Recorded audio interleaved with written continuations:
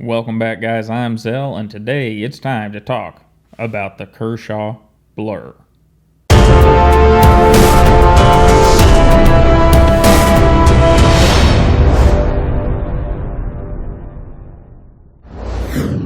Alright guys, so what do we get with a Kershaw Blur? Well, to start with, we get aluminum handle scales with this Track Tech insert. And Kershaw does a great job with this Track Tech insert. It's very grippy, kind of like the Talon Grips rubber grip. Not something that's super aggressive, but it is grippy, and it stays well in these knives. I've seen several of these Kershaw knives with the Track Tech insert that are a few years old, and I haven't seen any that have delaminated or lifted. They're all still intact. Everything's down there where it should be. So that is a great thing. So anyhow, we got aluminum handles, have a nice flourish right here, and we've got good hardware. This is a US made Kershaw, so the hardware is very good. It's got nice deep recesses, properly hardened. It's not going to tear up your Torx bits. So we roll it around to the back side. Got a little bit of jimping right here, and we've got very nice pillars in there. They're the hourglass style, all blacked out with the knife, so all very nice there. And as we roll it around to the back side, we've got the hex pivot here, and I like that hex pivot. What that does is allows the female side of the pivot to lock into the knife so that whenever you're messing with the pivot screw on the other side, you don't have your pivot rolling around on you. Looks a little nicer, and it works very much like a D-shaped pivot, but I really like those. And we got a lanyard hole. Now we do have this old Kershaw pocket clip, tip up, tip down, right hand only. I wish Kershaw would update these clips because they just need to be updated. They don't fall in line with what most EDC knives have today, and we'll see that here in a minute. One other little quibble that I have with the knife is Kershaw did not capture the back side of the body screws. If you look here, here, and here, they just got them screwing into the aluminum with no capture on the end. I really wish Kershaw would start capturing those things. Other companies have, even Cold Steel of all companies captures the backside of their screws, and it just makes for a nicer, cleaner look. And also, most of the time whenever they capture those, they put a steel insert in there so you're not screwing directly into the aluminum, which if you have to disassemble your knife very often could cause a problem. Aluminum will strip out. Taking a look at size, we've got a closed length of about 4.5 inches with a handle thickness of a nice skinny .464, so it's a little under that half-inch thing, nice and thin, and a closed height of 1.41, so it is approaching, it's within 1/10 of an inch of your Spyderco stuff, so it's a little bit tall, but not bad considering the blade you get in it. Speaking of that, let's do a little bit of comparison. Here we have an SE Zancudo, definitely much smaller. We lose about 1/4 of an inch of blade or so in the Zancudo, but we get a much smaller package. Go with another SE style knife. We've got a Rat 1. The Rat 1 is obviously bigger. We gain a couple tenths of an inch of blade length, but we also gain a lot of weight.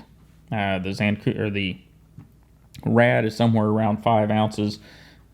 The Blur is just under 4 ounces, so considerably lighter knife. And next we'll bring in our Delica, and our Delica is very equivalent in size. Even blade length and stuff, they are fairly close. You know, got about 1/4 of an inch or so more blade length here, but overall size of the knife, very close. What you gain with the Kershaw is a little more blade length, the assisted opening, and the arguably more rugged knife. And you also gain about 1.5 ounces. This thing weighs about 1.5 ounces more than our Delica. So anyhow, done with that. Moving on along to our pocket clip. As I said a minute ago, it's not my favorite pocket clip. It's that same old design from all of these Ken Onion Kershaws, and I'm not sure if this one was Ken Onion design or not. Yep, it is a Ken Onion design. And I wish Ken would go back and make Kershaw update these pocket clips. Anyhow, let's get a look at it in our Levi's. And in the tip up arrangement in our Levi's, it's sticking out quite a bit. And that's one reason I don't care for these pocket clips. They work well, and I carried one of these pocket clips on a leak for a long time. The only downfall is they leave a large amount of your knife sticking up, and they could do better. But they do work well. They don't tend to get bent out. They tend to do a good job, and Kershaw does a fair job of rounding the edges. So anyhow, that's what it looks like in the pocket. If you go tip down, the knife slides down a little bit further into your pocket. And let's get a look at our blade. This model, Charles's model, happens to have, and by the way, this is from Charles. He's a friend of mine that needed a knife sharpened, so that's why this is an FSB video from the Sharpening Bench. I hope Rob doesn't sue me for that, but anyhow, I'd like to thank Charles for letting us get a look at it. And what we have is a Sandvik 14C 28N Tanto style blade with the partial serration here at the back. And if we get a close look at it, we can see it's hollow ground, and we got some nice wedges up here. And it's about 3.3 inches long with about a 3.1 inch cutting edge and a stock thickness of about 0.12. So fairly standard blade stock, and just over a 3-inch blade. And it's a very nice one. I'm not a huge fan of Tanto blades, although I am warming up a little bit. Not a huge fan of serrations, and these were a booger to sharpen up. I really think maybe if you're going to do a serrated blade, you need to use a harder steel. But we got them sharp, and they should last for Chuck for quite a while. And from here, we're going to go to our pause and read card, and I'll be right back with you.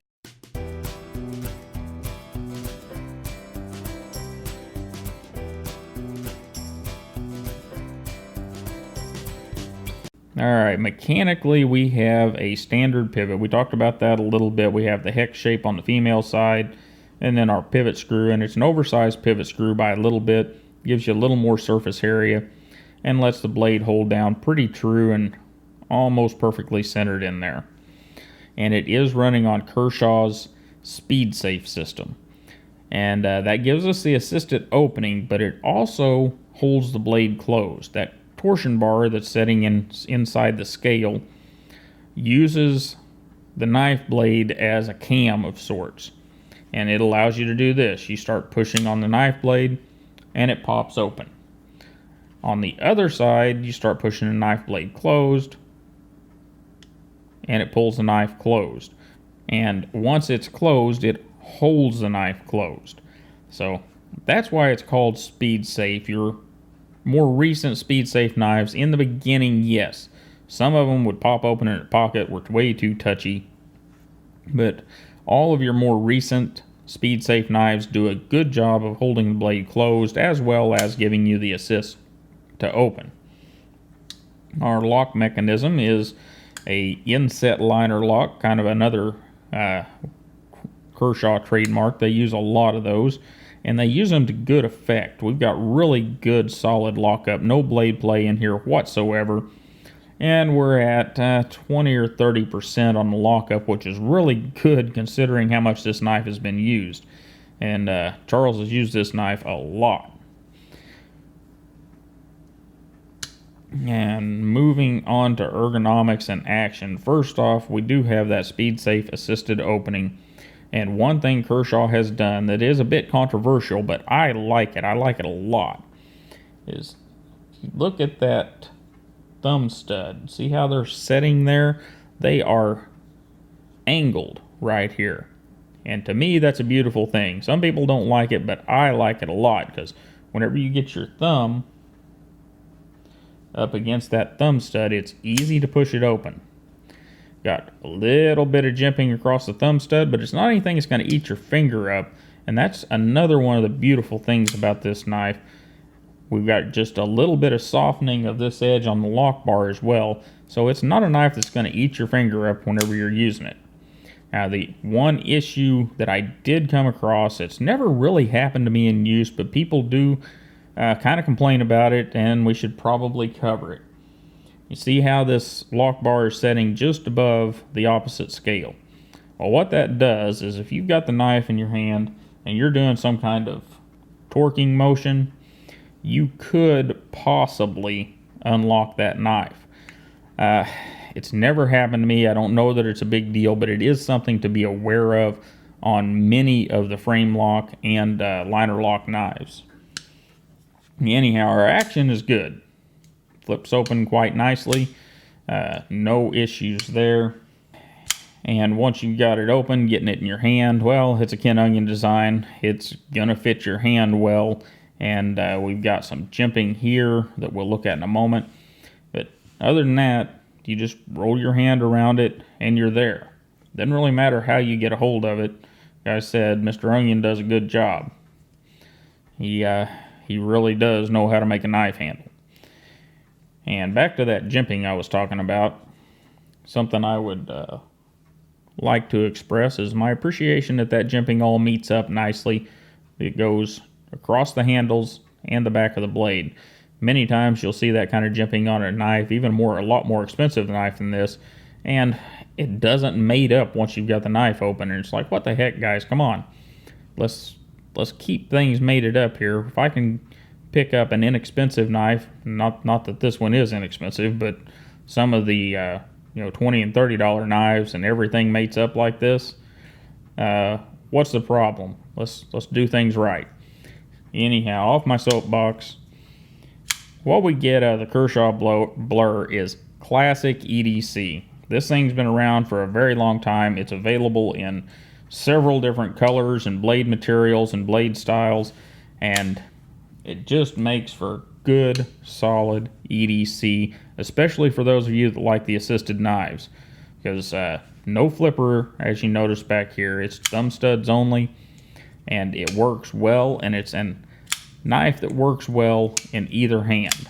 You don't have that deal where they've done something wonky and the left-handed user can't use the knife. It's just fine in either hand. The only problem there is pocket clip does not go on the other side of the knife. It has not been drilled or tapped for left-hand carry, which is an unfortunate thing. Anyhow, guys, this has been the Kershaw Blur from the Sharpening Bench video. I really appreciate it, Chuck, that you let us get a look at this thing. And you guys out there, I really appreciate you stopping by and hanging out with me for a few minutes and talking knives. Don't forget to like, share, and subscribe. And you have a wonderful day, and I'll see you next time.